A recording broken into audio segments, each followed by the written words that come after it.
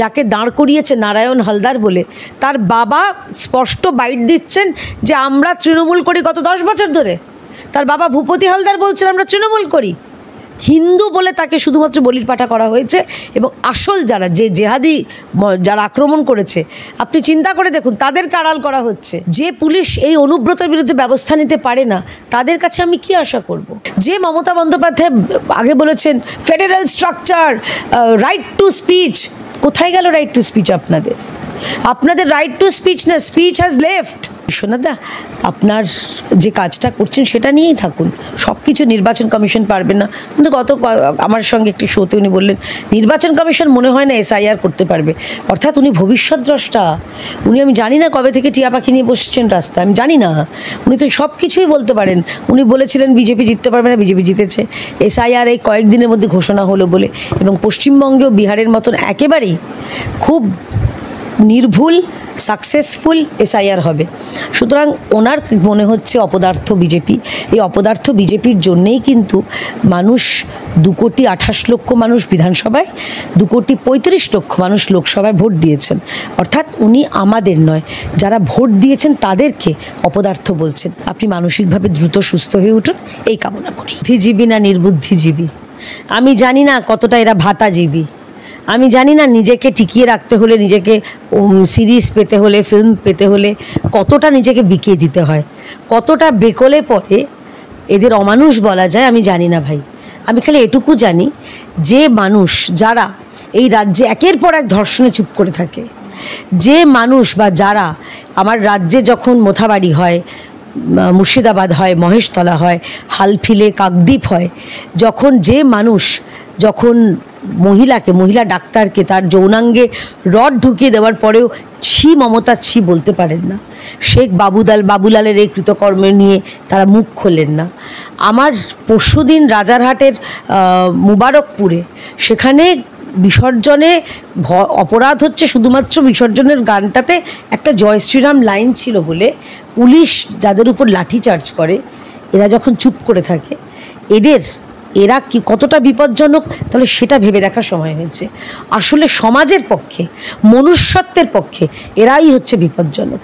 আমি আশা করব এনার মানসিক সুস্থতা, এবং যাই বলুন না কেন, দেখুন শিল্পী মানুষ, ওনার অভিনয়ের আমি সত্যি খুব ভক্ত, অত্যন্ত সাবলীল অভিনয় করেন, কিন্তু এই অভিনয়টা খুব কাঁচা হয়ে গেছে। সবাই বুঝে গেছে যে আপনি আসলে কার হয়ে কাকে সুবিধা করে দিতে চাইছেন, কার বি টিম হয়ে খেলতে চাইছেন। এটা ডর हमको अच्छा लगा। আমি একটা অন্য কথা জিজ্ঞাসা করতে চাই যে আমরা রিসেন্টলি কাকদ্বীপের ঘটনা দেখলাম, যেখানে আমরা দেখতে পেলাম যে মা কালীর মুণ্ডচ্ছেদ করা মূর্তি, অপবিত্র করা মূর্তি, সেটাকে প্রিজন ভ্যানে তোলা হয়েছে। এতদিন পর্যন্ত আমরা জানতাম যে প্রিজন ভ্যানে গুন্ডা বদমাইশ, চোর ছ্যাঁচোর তাদেরকে ভরা হয়। এখন এই রাজ্যে থেকে এই সরকারের আন্ডারে আমরা দেখতে পাচ্ছি সেখানে রাজনৈতিক নেতাদেরকেও ধরা হয়, সেখানে স্টুডেন্টদেরকেও ভরা হয়, সেখানে ডিএ প্রার্থীদের ভরা হয়, এরকম প্রচুর মানুষকে ভরা হয়, সেটাও আমরা মেনে নিলাম।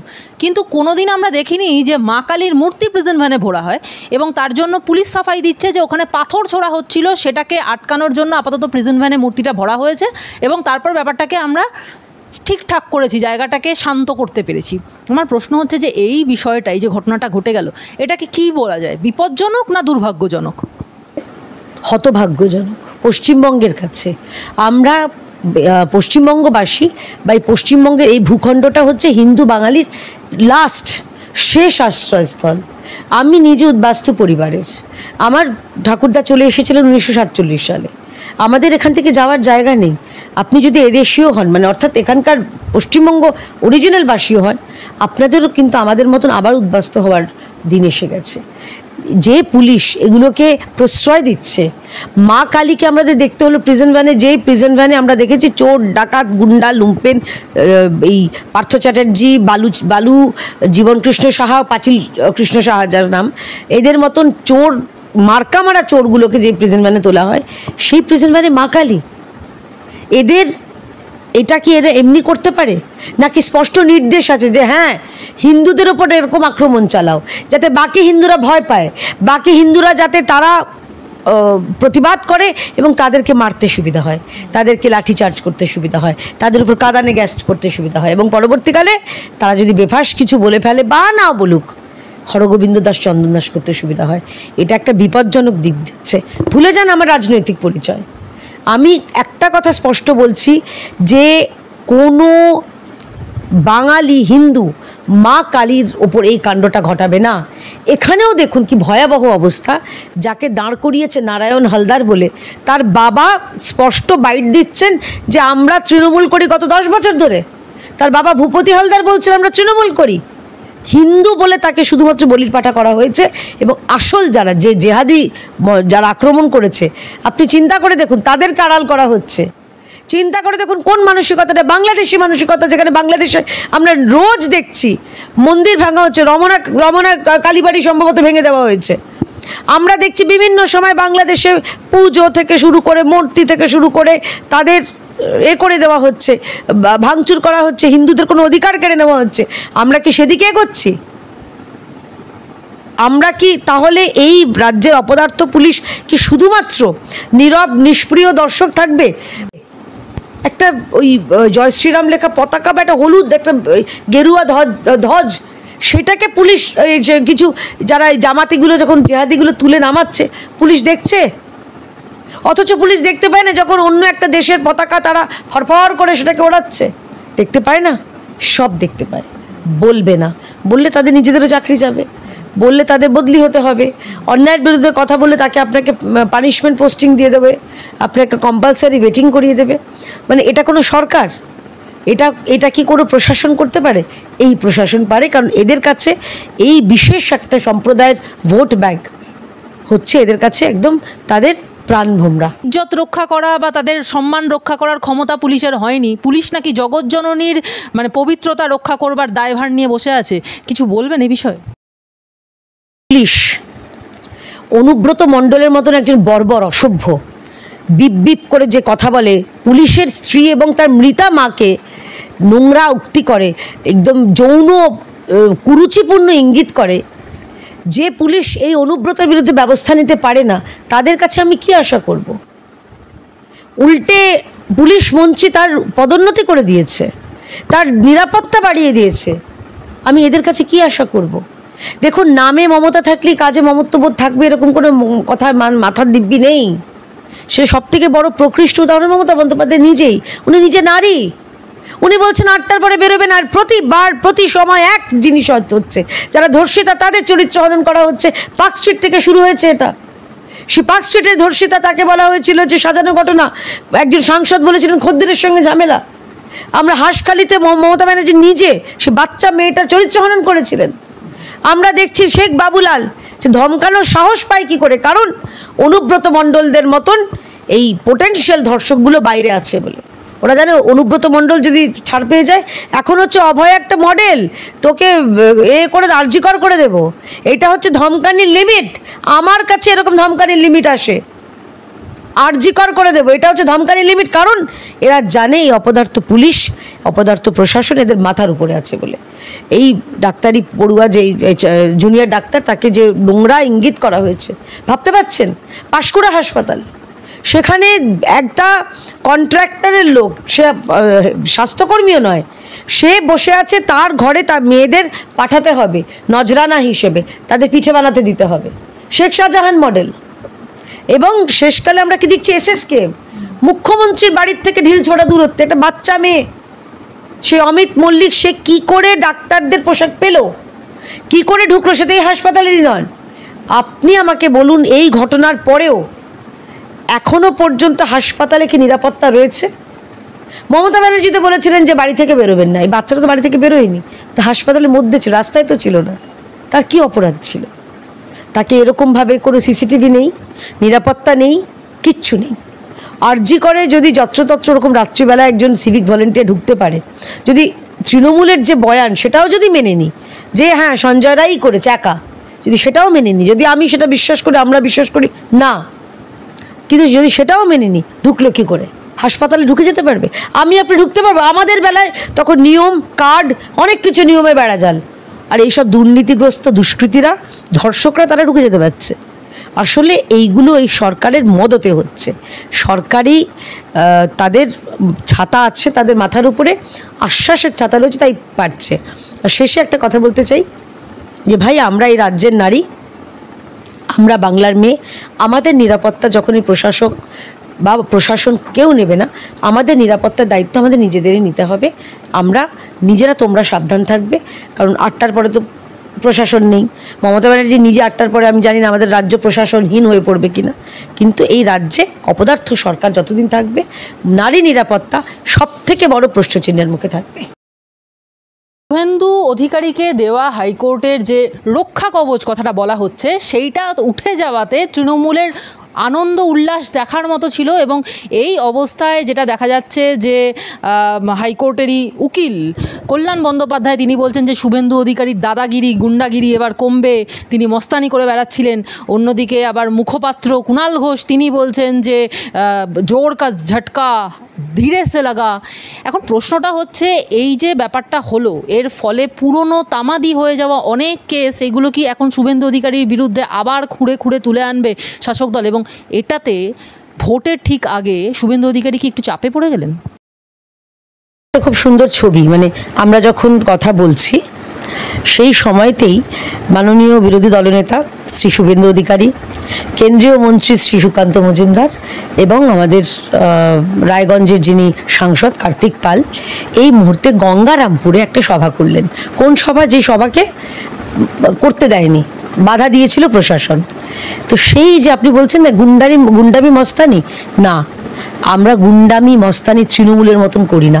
আমরা রাজ্যের মানুষের কাছে, তাদের সুরক্ষার বার্তা নিয়ে, তাদের নিশ্চিন্ততার বার্তা নিয়ে এবং এই দুর্নীতিগ্রস্ত সরকারের আসল ছবিটা তুলে ধরার জন্য যা যা প্রয়োজন সেটা করব। সেটা যদি গুন্ডামি মনে হয় গুন্ডামি, মস্তানি মনে হয় সেটাই মস্তানি। এবং সেই সঙ্গে আরেকটা কথা বলি, আমি ছবিটা খুঁজছি কথা বলতে বলতে, এই যে যারা লাফাচ্ছে তাদের জন্য একটা খুব সুন্দর, এই কালী পুজো সদ্য গেল, একটা গান কথা মনে পড়ে যাচ্ছে, আমার স্বাদ না মিটিল আশা না পুরিল, সকলই ফুরায় যায় মা। এদের স্বাদও মিটল না, আশাও ফুরলো না, কারণ যে লাফালাফি করছে মাত্র 4টে মামলার জন্য।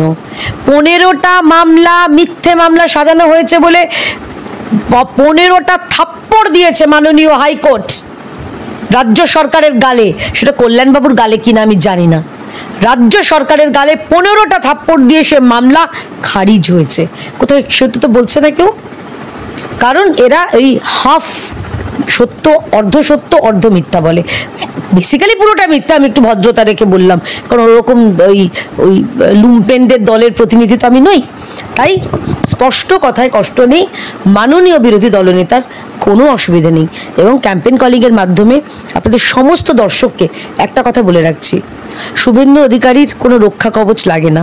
তার রক্ষা কবচ হচ্ছেন পশ্চিমবঙ্গের কোটি কোটি যারা জাতীয়তাবাদী রয়েছেন, রাষ্ট্রবাদী রয়েছেন, হিন্দুত্ববাদী রয়েছেন এবং এখানকার যারা রাষ্ট্রবাদী মুসলমান রয়েছেন, প্রত্যেকটা মানুষ হচ্ছেন শুভেন্দু অধিকারীর রক্ষা কবচ।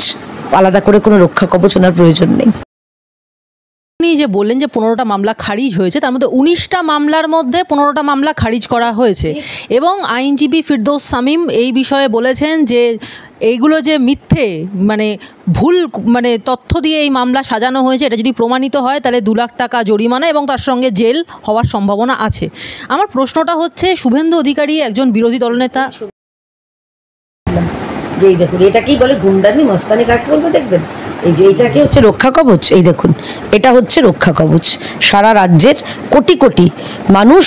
আমি ক্যাম্পেইন কলিংয়ের মাধ্যমে এই ছবিটা একটু মানে এক্ষুনি চলছে, এই ছবিটাই দেখাতে চাইছিলাম। আজকে গঙ্গারামপুরে প্রশাসন বাধা দিয়েছে, পুলিশ বাধা দিয়েছে, তা সত্ত্বেও সভা হয়েছে এবং এরপরে এরকমই হবে।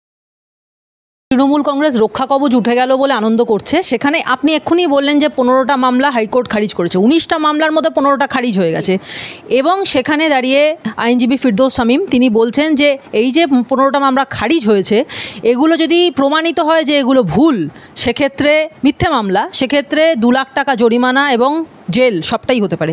আমার প্রশ্নটা এখানে নয়, প্রশ্নটা হচ্ছে শুভেন্দু অধিকারী একজন বিরোধী দলনেতা এবং তার জন্য একটা লিগাল সেল, একটা টিম রয়েছে, একটা লিগাল টিম রয়েছে যারা তাকে এই সব বিষয় থেকে রক্ষা করে, বা বিজেপির বিভিন্ন কার্যকর্তারা যখনই সমস্যায় পড়েন তাদেরকে লিগাল সেল রক্ষা করে।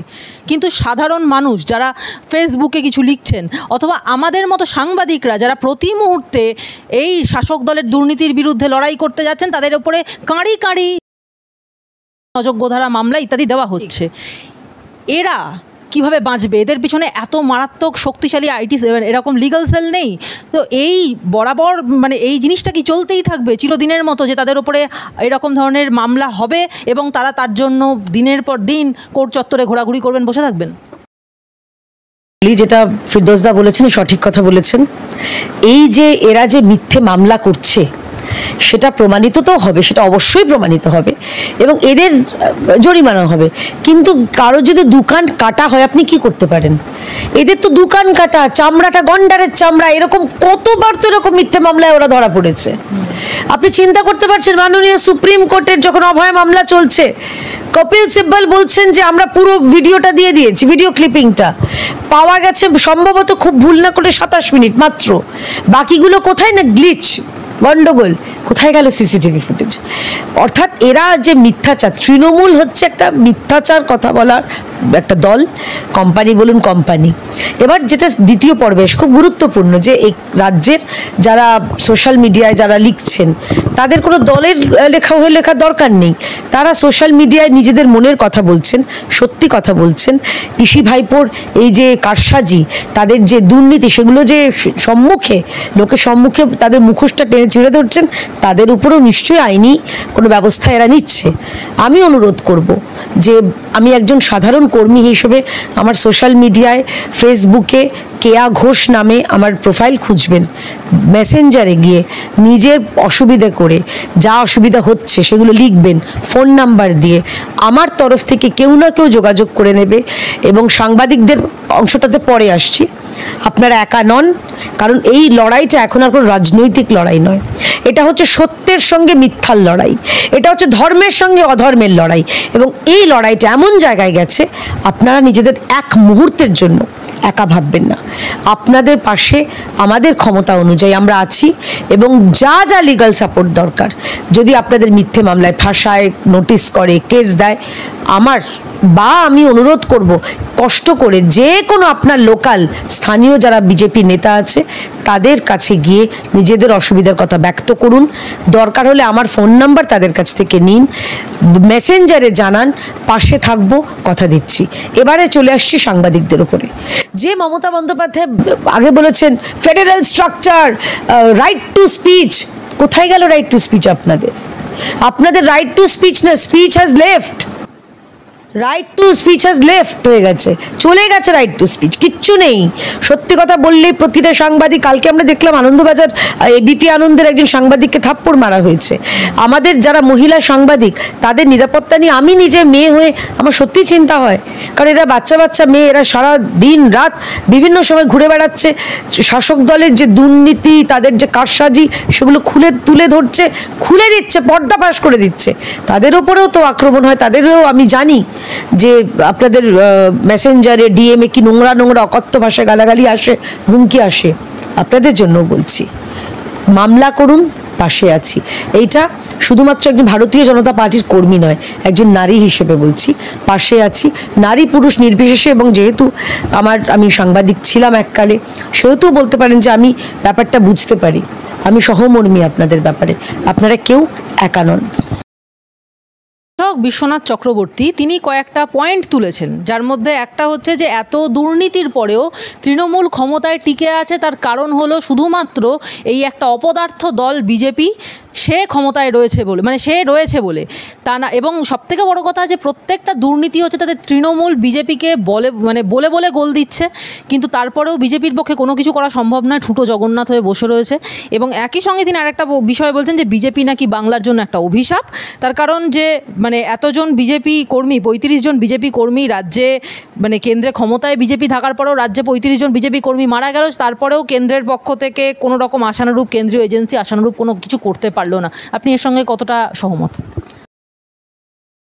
বিশ্বনাথ বাবু তিনি অধ্যাপক মানুষ, শিক্ষিত মানুষ, কিন্তু শিক্ষিত মানুষ হয়ে তিনি কেন যে এইসব মন্তব্য করেন, মানে আসলে তার তো গ্রহণযোগ্যতা শূন্যে। তিনি বলেছিলেন একটি চ্যানেলে বসে যে ভারতীয় জনতা পার্টি দিল্লিতে কোনো মতেই সরকার করতে পারবে না, যখন দিল্লি বিধানসভার সময়। তো সেই ভিডিওটা এখন দেখালে কেন জানি না বিশ্বনাথদা রেগে যান, অর্থাৎ তার গ্রহণযোগ্যতা বোঝা গেছে। দেখুন, তার পছন্দের কোনো দল থাকতেই পারে, তৃণমূল কংগ্রেসকে তার পছন্দ হতেই পারে, তাতে কোনো অসুবিধা নেই, আমাদের কোনো আপত্তি নেই। আপনার যে দল, আপনি একজন স্বাধীন দেশের স্বাধীন নাগরিক, আপনার যে দল ইচ্ছে বলতে পারেন, কিন্তু তা বলে আমার দলের বিষয়ে কমেন্ট করলে, আমি যখন উনি সামনাসামনি বসবেন তার উত্তর আগেও দিয়েছি, আপনারা দেখেছেন, পরবর্তীকালেও দেব। খালি একটা কথা বলতে চাই যে বিশ্বনাথদা, আপনার যে কাজটা করছেন সেটা নিয়েই থাকুন, সব কিছু নির্বাচন কমিশন পারবে না। কিন্তু আমার সঙ্গে একটি শোতে উনি বললেন নির্বাচন কমিশন মনে হয় না SIR করতে পারবে, অর্থাৎ উনি ভবিষ্যৎ দ্রষ্টা।